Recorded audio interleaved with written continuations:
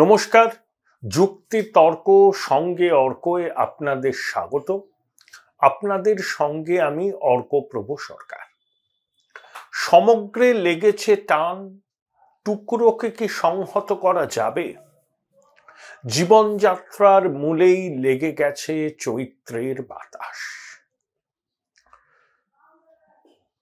লাইনটা শক্তি চট্টোপাধ্যায়।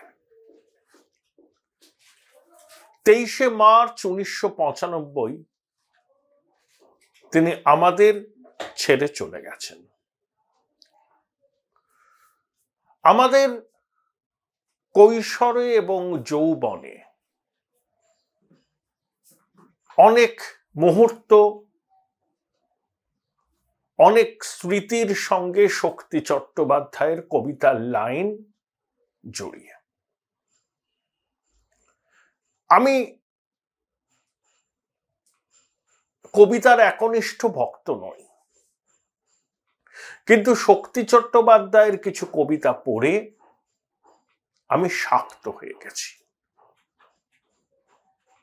প্রয়াণ দিবসে তাকে বিনম্র শ্রদ্ধাঞ্জলি।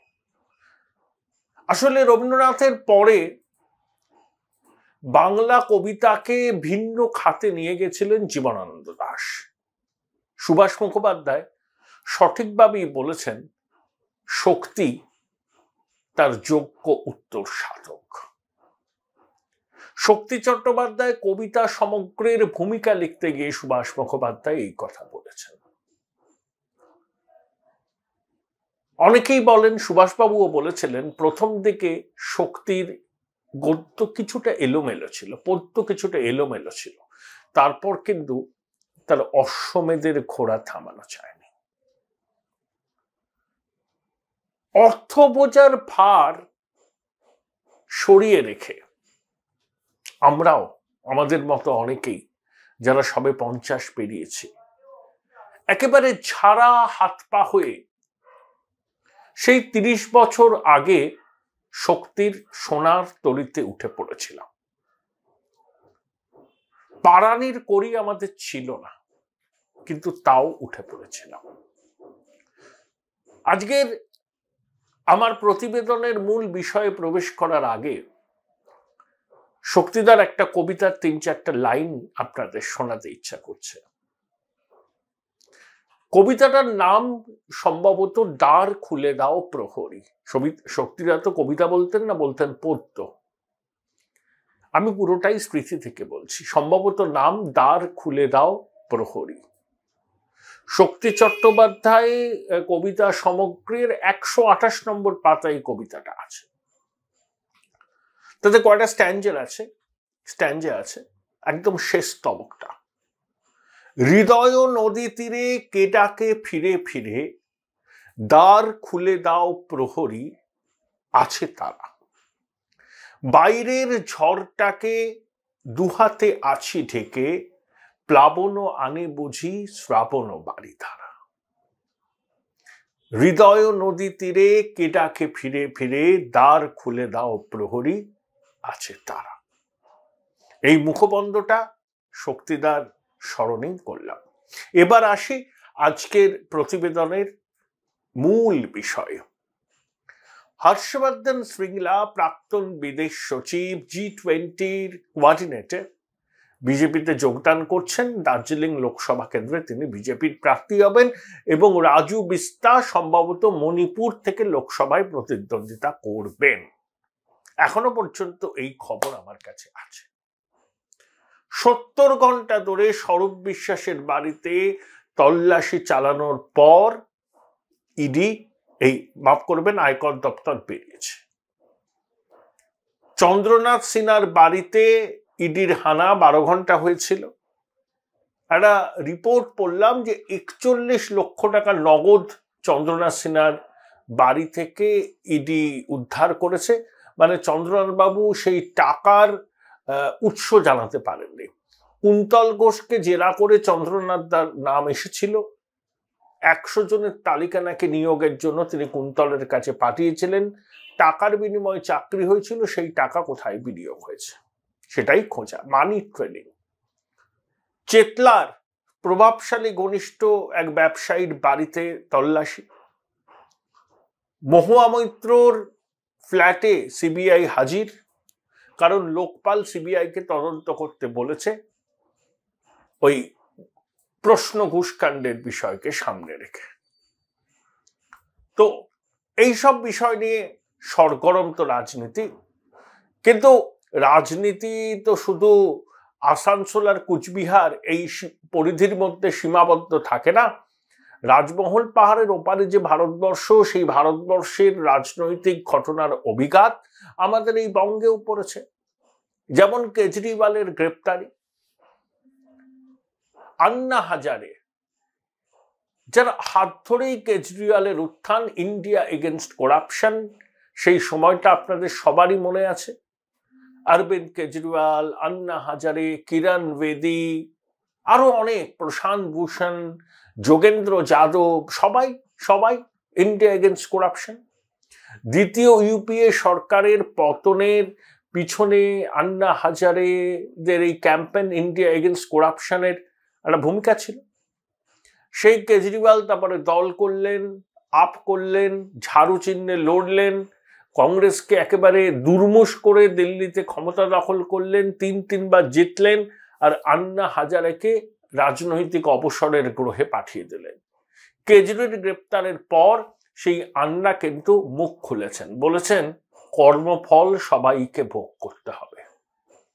তিনি আবগারি বিষয়টা নিয়ে যখন আলোচনা চলছে, আন্না দাবি করেছেন তিনি কেজরিকে চিঠি লিখেছিলেন, কিন্তু সেই চিঠির কোনো গুরুত্বই কেজরি দেয়নি।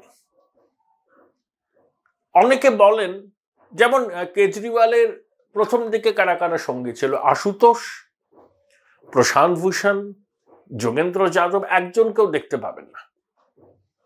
কারণ কেজরির বিরুদ্ধে অভিযোগ ছিল একনায়কতন্ত্র চালানো, দুর্বিনীত ব্যবহার করা, either my way or highway, এই নীতি নিয়ে চলতেন।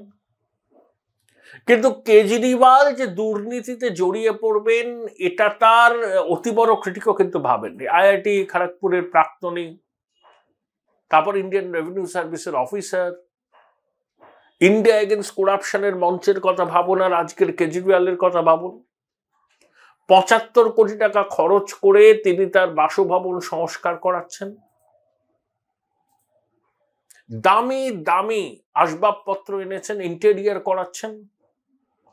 তবে আমরা এইসব দেখে অভ্যস্ত হয়ে গেছি, কারণ এখানেও প্রভাবশালীদের বাড়ির মধ্যে এসকালেটর থাকে। তাহলে এই দুর্নীতির পরিমাণ প্রায় নাকি ৬০০ কোটি টাকা, আর রাজস্ব ক্ষতি সরকারের ২৮০০ কোটি টাকা। সুপ্রিম কোর্ট কিন্তু স্বীকার করেছে ইডির রিপোর্ট পাওয়ার পর যে মদ দুর্নীতির টাকা আপের তহবিলে ঢুকেছে। গোয়াতে আপের প্রার্থীরা সেই টাকায় নির্বাচন লড়েছেন। এখন কেজরিওয়ালকে সততার মূর্ত প্রতীক বলে ইন্ডিজোটের মাতব্বররা রাস্তায় নেমেছেন। কোন নৈতিক অধিকার আছে তাদের কেজরিওয়ালের সপক্ষে পথে নামার? কোন নৈতিক অধিকার আছে? কি নৈতিক অধিকারে আরজেডি পথে নামে? লালু তেজস্বীর বিরুদ্ধে ভুরি ভুরি অভিযোগ, land for job. Derek O'Brien দেখলাম নেমেছেন, ইলেকশন কমিশনের কাছে গিয়েছিলেন যে লেভেল প্লেইং ফিল্ডটা নষ্ট হচ্ছে, কিন্তু প্রিভেনশন অফ মানি লন্ডারিং অ্যাক্টে নির্বাচন চলাকালীন কাউকে গ্রেপ্তার করা যাবে এরকম কি কোনো বলা আছে? কেউ আলোকপাত করলে ভালো হয়। স্বাধীনতা উত্তর পশ্চিমবঙ্গের সব থেকে বড় বড় আর্থিক অপরাধগুলো এই জমানায় সংগঠিত হয়েছে। তারা এখন কেজরির পক্ষে গিয়ে দাঁড়িয়ে বলছেন যে বেছে বেছে বিরোধী নেতা নেত্রীদের ভোটের আগে টার্গেট করা হচ্ছে। তারা দয়া করে একটা কথা বলবেন যে কেন অতগুলো সমন তিনি অ্যাভয়েড করেছিলেন, কেন মনীষ সিসোদিয়া এখনো যে জামিন পাচ্ছেন না? সুপ্রিম কোর্ট বলেছে যে আপের তহবিলে আবগারি দুর্নীতির টাকা ঢুকেছে, এজেন্সিকে সময় বেঁধে দিয়েছে ৭ না ৮ মাসের মধ্যে তদন্ত শেষ করে চার্জশিট দিতে হবে। শুধু বিজেপি বিরোধিতা করছেন বলেই দুর্নীতিগ্রস্তদের সমর্থন করে পথে নামতে হবে? বাম নেতারা যারা কথায় কথায় নিজেদের জাহির করেন, বলেন আমরা ইলেকট্রাল বন্ড নিইনি, দেখো আমরা সৎ, আমরা ব্যতিক্রম, হ্যাঁ, কুর্নিশ প্রাপ্য বাম নেতাদের ইলেকট্রাল বন্ড নিয়ে তাদের অবস্থানকে। কিন্তু কেজরিওয়ালের দুর্নীতিতে যে যুক্ত সেটা জেনেও তারা ভণ্ডামিটা করছেন। দেখুন, যে কংগ্রেস অজয় মাকেন থেকে শুরু করে আরো অনেকে, সন্দীপ দীক্ষিত, যারা দিল্লির আবগারি কেলেঙ্কারি নিয়ে প্রথমে সরব হয়েছিলেন, চিঠি লিখেছিলেন, কেন্দ্রীয় তদন্ত চেয়েছিলেন, দেখুন তারা কিরকম পাল্টি খেয়ে গেলেন। সন্দীপ দীক্ষিত কেজরির বাড়ি থেকে বেরোলেন, ছবি দেখা গেল যেদিনকে কেজরিকে ইডি গ্রেপ্তার করলো। রাহুল গান্ধী সব রকম সহযোগিতার আশ্বাস দিয়েছেন। তাহলে যে দিল্লি কংগ্রেস এতদিন কেজরিওয়ালের বিরুদ্ধে খড়গহস্ত ছিল, আবকারি দুর্নীতি নিয়ে যে দিল্লি কংগ্রেস সরব হয়েছিল, সেই দিল্লি কংগ্রেস বা কংগ্রেসকে দেখুন এখন কিভাবে কেজরিওয়ালের পাশে গিয়ে দাঁড়াচ্ছে। এটাই দেশের মানুষ দেখছে। কেজরিওয়ালকে অনেকবার সমন পাঠানো হয়েছে, তিনি নানা আছিলায় যাননি। যখন দিল্লি হাইকোর্ট তার রক্ষা কবচ দিল না গ্রেপ্তারির হাত থেকে, তখন ইডি তাকে গ্রেপ্তার করল। তিনি নাকি জেলের ভিতর থেকে সরকার চালাবেন, পারেন না। দিল্লির লেফটেন্যান্ট গভর্নর রাষ্ট্রপতিকে সুপারিশ করতে পারেন এই সাংবিধানিক সংকট থেকে মুক্ত হওয়ার জন্য রাষ্ট্রপতি শাসন জারি করা উচিত।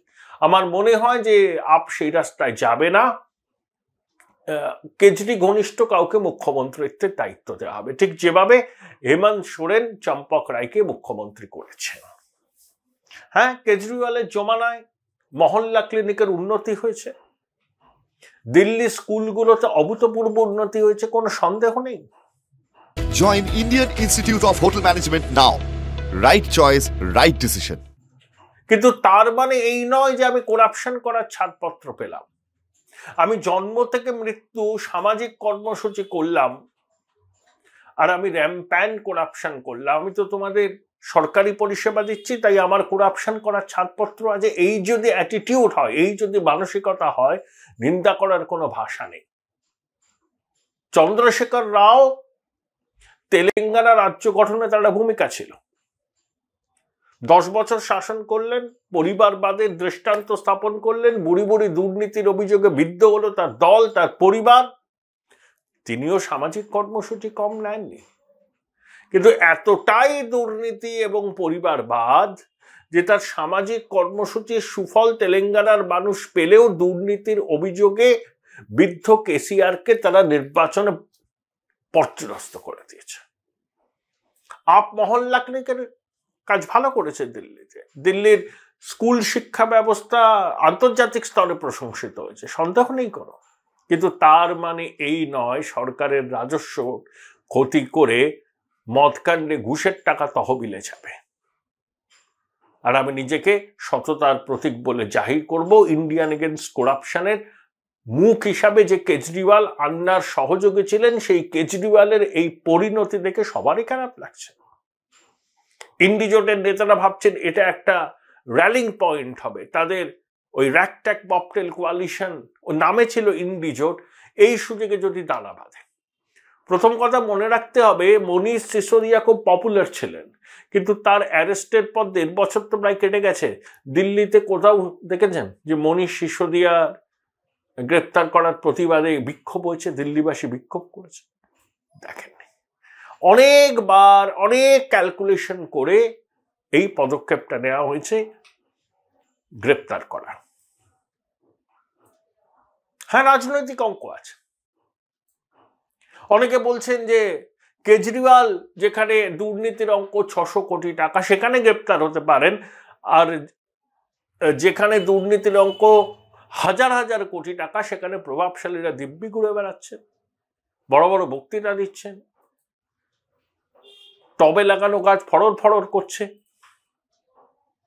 তাহলে সরকারকে হাত গুটিয়ে বসে আছে? এজেন্সিকে কি রাশ টেনে ধরা হয়েছে? একেবারেই নয়। এজেন্সিকে এখন ফুল ফ্রিডম দেওয়া হয়েছে, আগেও ছিল, এখনো আছে। কিন্তু ওই গুরুত্বপূর্ণ রাজনৈতিক ব্যক্তিত্ব তাদের বিরুদ্ধে কঠোর পদক্ষেপ করার আগে অনেক প্রস এন্ড কনস ভাবতে হয়। প্রথম কথা ভাবতে হয় ল অ্যান্ড অর্ডার সিচুয়েশন। এমন কোন পদক্ষেপ নেওয়া হলো, আগুন জ্বলে গেল, উস্কানি দেয়া হলো, নির্বাচনের আবহে তার একটা অন্যরকম অভিঘাত হতে পারে, total law and order collapse করতে পারে, এই একটা কারণ। দুই, আরো কিছু মিসিং লিঙ্ক জোগাড় করা বাকি আছে এজেন্সি।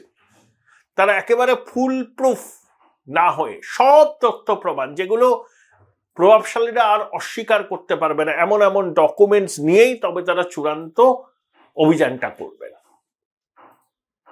আচ্ছা, কেজরিওয়ালকে তো আগে বলা হতো বিজেপির সহযোগী। বিজেপি যে হিন্দুত্বের লাইন প্রপাগেট করে, কেজরিওয়ালও তাই করে। বিজেপি রামের কথা বললে কেজরিওয়াল হনুমান চল্লিশা পাঠ করার কথা বলেছিলেন তিনি সপার্ষদ রাম মন্দির দর্শনে যাবেন। কেজরিওয়ালও হিন্দু আবেগকে পুঁজি করার চেষ্টা করেন, তাই ওনাকে থেকে বলতেন বিজেপির সফট অ্যাডি, উপরে উপরে লড়াই, ভিতরে ভিতরে বিজেপিকে সুবিধা করে কংগ্রেসের ভোট কাটে, সেই জন্য আপ গুজরাটে লড়তে যায়, গোয়াতে লড়তে যায়। তাহলে সফট ট্যালির প্রধানকে কেউ গ্রেপ্তার করে? এই ইকোসিস্টেম, এই ধারণাটা গেঁথে দিতে বদ্ধপরিকর। আচ্ছা, বিআরএস সুপ্রিমো চন্দ্রশেখর রাওকে সফট ট্যালি বলা হতো, তার কন্যা কবিতা রাও এই আবগারি কাণ্ডে এখন জেলে। তাহলে কি বলবেন, এখানেও সেটিং? তাহলে সেটিং হলে পার্থ, মানিক, কেষ্ট, বালু কি জেলে থাকে? এত কি অভিযান হয়? এক মন্ত্রীকে অনেকবার তলব করা হয়েছে, তিনি কেন যাননি, কেন এজেন্সি পদক্ষেপ করেনি, সেটা সেই মন্ত্রী এবং এজেন্সি বলতে পারবে। তার মানে এই নয় আমি কনক্লুশনে যেতে পারি না যে সেটিং আছে, কারণ আমরা তদন্তকারী সংস্থার প্রতিনিধি নই। কিন্তু আমরা আমাদের মনের যে কথাগুলো, যেগুলো আমরা দেখতে চাই, সেগুলো দেরি হওয়াতে আমরা এজেন্সির আধিকারিকদের গালমন্দ করি। সরকারি অফিসার যাদেরকে নিয়োগ দুর্নীতিতে গ্রেপ্তার করা হয়েছে, তাদের বিরুদ্ধে এখনো চার্জশিট পেশ করতে পারেনি এজেন্সি। কেন? সরকার অনুমতি দিচ্ছে না। আরে নিম্ন আদালতে চার্জশিট পেশ না করলে এরা বলবে যে এজেন্সি চার্জশিট পেশ করতে পারছে না, এতদিন ধরে জেলে আছে, জামিন দেয়া হোক। মনে রাখতে হবে, bail is a rule, jail is an exception. High court বলছে যে এত দেরি কেন সরকারের সিদ্ধান্ত জানাতে, অনুমতি দিতে, চার্জশিট গঠন? তাহলে কেন্দ্রীয় এজেন্সিকে প্রতি পদে পদে এখানে বাধার মুখোমুখি হতে হচ্ছে। তবে জানেন তো, কর্মফল, আমি তো বিশ্বাস করি কর্মফলে। আন্না হাজারে ঠিকই বলেছেন, কেজরি তার কর্মফলের ফল ভুগছে। এ রাজ্যের প্রভাবশালীরাও, তারাও ভুগবে কর্মফলের।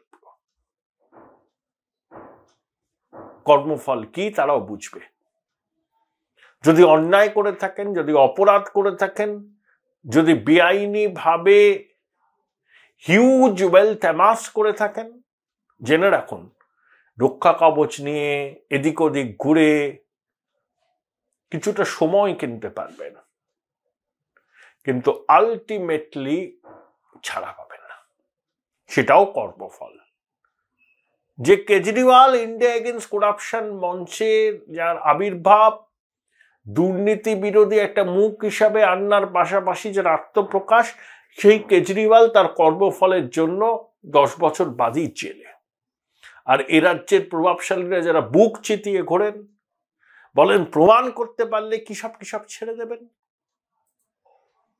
যদি অপরাধ করে থাকেন তারা, জেনে রাখুন আজ না হয় কাল তার ফল ভুগতেই হবে। পাপ কিন্তু বাপকে ছাড়ে না, এটা আমাদের গভীর বিশ্বাস। সময় লাগতে পারে, লাগে, অনেক ক্ষেত্রে লাগে, আর শাসক দলের কোনো তালেবর হলে সেই শাসক দল সব রকম ভাবে চেষ্টা করে প্রভাবশালী অভিযুক্তকে আড়াল করবার জন্য। তাতে সময় লাগে, প্রাথমিক তদন্তের যে অনুমতি লাগে রাজ্য সরকারের কেন্দ্রীয় এজেন্সি, সেগুলো প্রত্যাহার করে নেওয়া হয়, পদে পদে বাধা দেওয়া হয়, আদালতের দ্বারস্থ হয়ে সময় কেনা হয়, single bench, division bench, supreme court, আবার হাইকোর্ট, এইসব করে সময় কেনা হয়, কিন্তু আলটিমেটলি হয় না। কেউ কি ভাবতে পেরেছিলেন ওই প্রকাণ্ড মহাসচিব এতদিন ধরে জেলে থাকবেন? কেউ কি ভাবতে পেরেছিলেন 18 বছর ধরে বীরভূমের বেতাজ বাদশাহ অনুব্রত সকন্যা তিহারে গড়াগড়ি খাবে? কেউ কি ভাবতে পেরেছিলেন 10 বছর প্রাথমিক শিক্ষা পর্ষদের চেয়ারম্যান মানিক জেলে? কেউ কি ভাবতে পেরেছিলেন খাদ্যচোর লালু জেলে? বাপ বাপকে ছাড়ে না, সবে কর্মফল। আন্না একদম সঠিক কথা বলেছেন যে কেজরিওয়াল আন্নার হাত ধরে আত্মপ্রকাশ করলেন, নিজের একটা ভাবমূর্তি গড়লেন মানুষের কাছে, বিশেষ করে দিল্লি মানুষের কাছে, যে দুর্নীতির বিরুদ্ধে একজন তিনি ক্রুসেডার। সেই কেজরিওয়াল আর দুর্নীতির অভিযোগে বিদ্ধ, কর্মফল ছাড়া কি? এবং ব্যাপার দেখুন, সেই কেজরিওয়ালকে বাঁচাতে ইন্ডিজোটের নেতাগুলো পথে নেমেছে।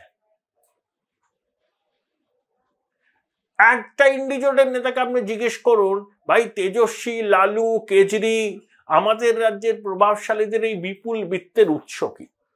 কি ব্যবসা করেন? সেই ব্যবসায় কত লাভ হয়? আচ্ছা, কোনো আবিষ্কার করেছেন? তার পেটেন্ট বেচে করেছেন? আচ্ছা, যদি ব্যবসা করেন, কোনো সংস্থা বিনিয়োগ করেছে? দেখবেন উত্তর পাবেন না।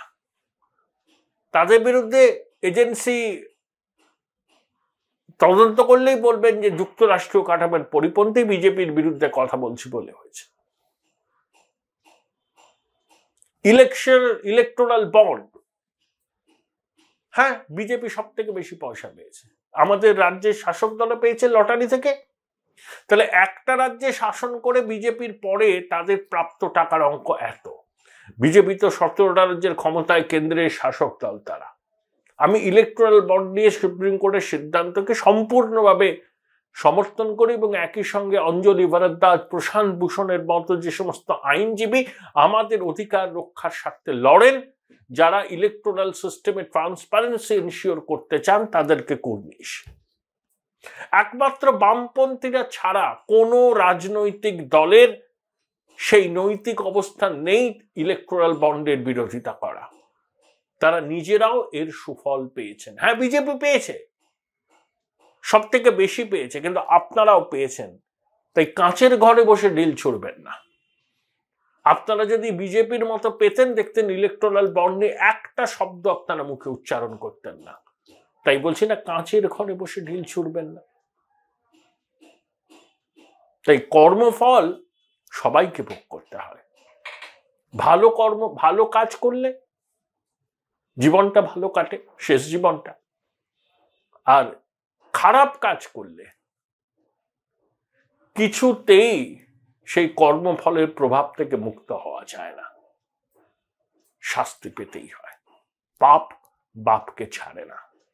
দুর্নীতিগ্রস্ত প্রভাবশালীরা এই আপ্তবাক্যটা মনে রাখলে ভালো করবে।